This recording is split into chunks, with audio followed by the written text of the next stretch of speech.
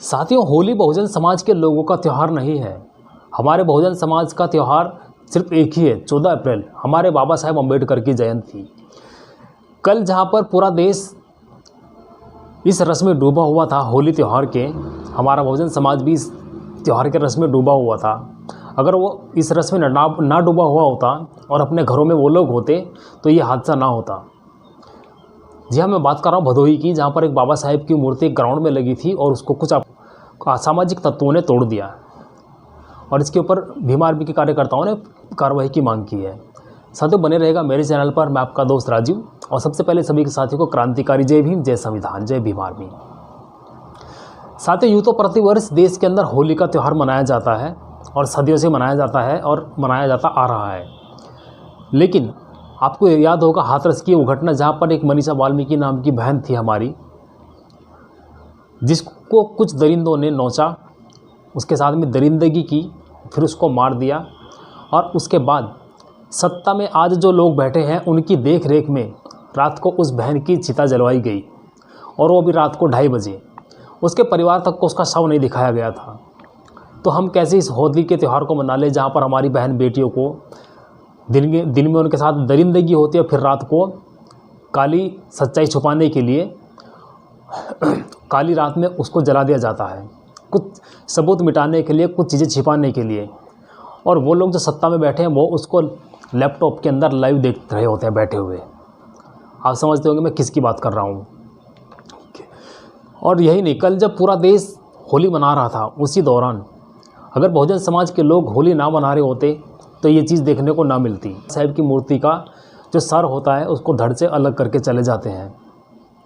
साथियों, सोचिए, आज भी देश इतना ज़्यादा प्रगति कर चुका है और आज भी हमारे बाबा साहेब की मूर्तियों को तोड़ा जाता है।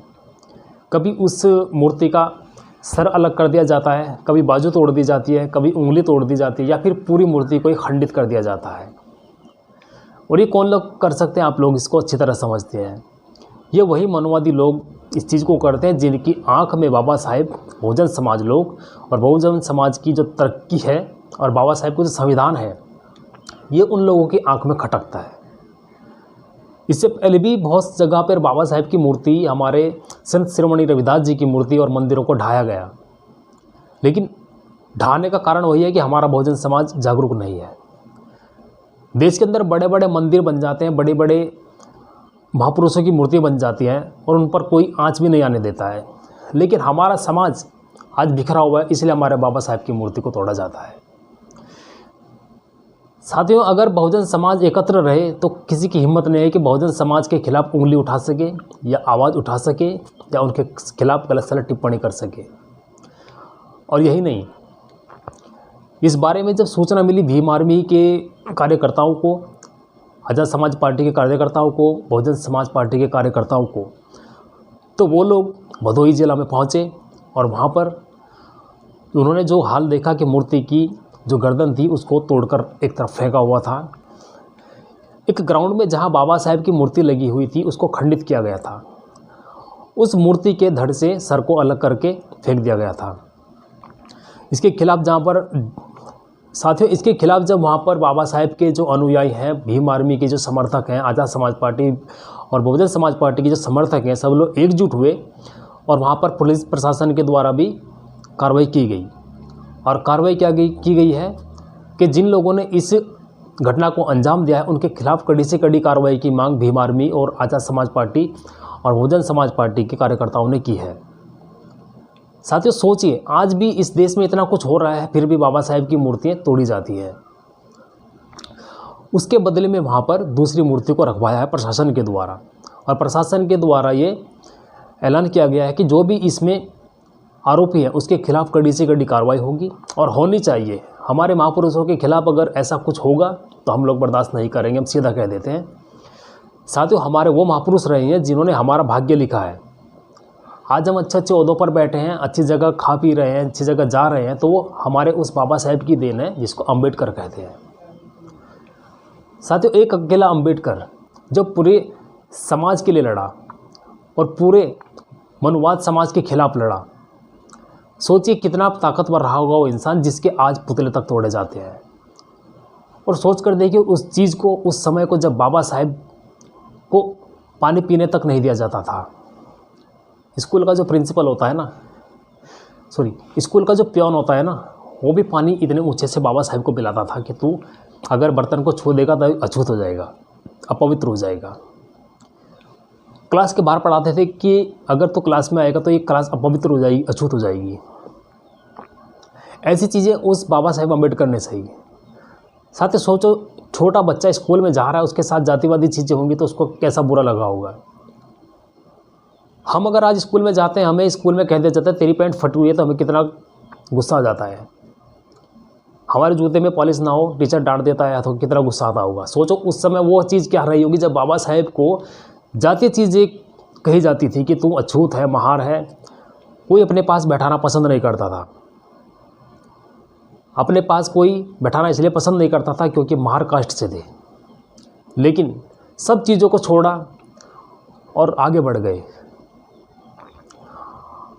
और यही नहीं, शिवाजी गायकवाड़ जो थे, उनके द्वारा छात्रवृत्ति दी गई उनको, और छात्रवृत्ति लेकर वो बाहर पढ़ने गए। कोलंबिया यूनिवर्सिटी पढ़ने गए, 21-21 घंटे तक पढ़ाई की। किसके लिए? हम सब के लिए, आप सब के लिए। अगर वो मसीहा ना जन्मा होता, उसने वो संघर्ष ना किया तो आज हमारी स्थिति क्या होती आप अंदाज़ा नहीं लगा सकते।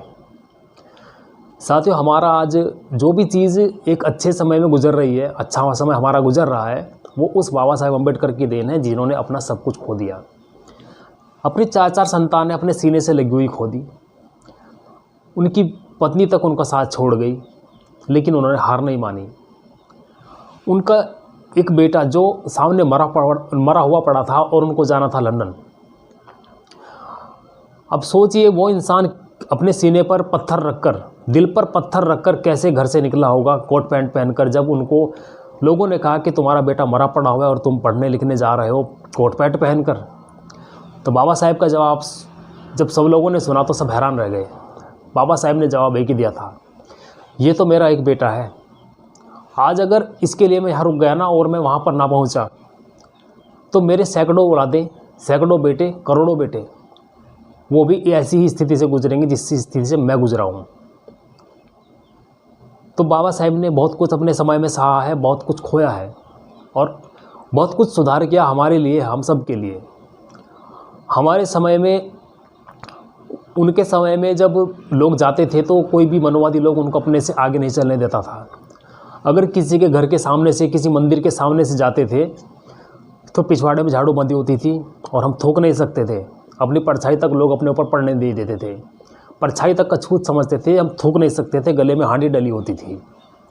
ये चीज़ें उस बाबा साहेब अम्बेडकर ने अपने समय में देखी थी। इन्हीं चीज़ों को दूर किया। आज हम कोट पैंट पहनकर स्कूल कॉलेज में जाते हैं, दफ्तर में जाते हैं, पार्टीज़ वगैरह में जाते हैं। किसकी देन है? हमारे बाबा साहेब की देन है। बड़े बड़े सैलून में बाल कटवाने जाते हैं, बाबा साहेब की देन है। वो समय था जब बाबा साहेब बाल कटवाने जाते थे तो ना ही उनकी जात पूछकर बाल काटने से मना कर देता था और बोल देता भाग यहाँ से, अछूत है, छोटे जात का है, बाहर, मेरी दुकान अशुद्ध हो जाएगी, मेरे अस्त्र जो हैं बाल काटने के ये अशुद्ध हो जाएंगे। ऐसी चीज़ें बाबा साहेब के सामने आई, लेकिन उन्होंने हार नहीं मानी। तो ऐसी चीज़ें बाबा साहेब के सामने घटी है दोस्तों, इनसे हमें सीख लेने की ज़रूरत है। उम्मीद करता हूँ इस जानकारी आपको पसंद आए और बाबा साहेब के लिए आप खड़े होइए, उनके लिए जितना हो सके अपने पास से बन सके कीजिए। ठीक है दोस्तों, और ये वीडियो आपको पसंद आए तो इसको ज़्यादा से ज़्यादा शेयर करना उन लोगों तक जो बहुजन समाज के बारे में आज जानते नहीं हैं और बहुजन समाज के लिए जागरूक हो सके। मिलता हूँ किसी और वीडियो में, तब तक के लिए जय भीम, जय संविधान, जय भीम आर्मी। और चैनल को सब्सक्राइब जरूर करना और बेल आइकन भी प्रेस करना ताकि हर वीडियो का नोटिफिकेशन आप तक सबसे पहले पहुँच जाए। टेक केयर, जय भीम।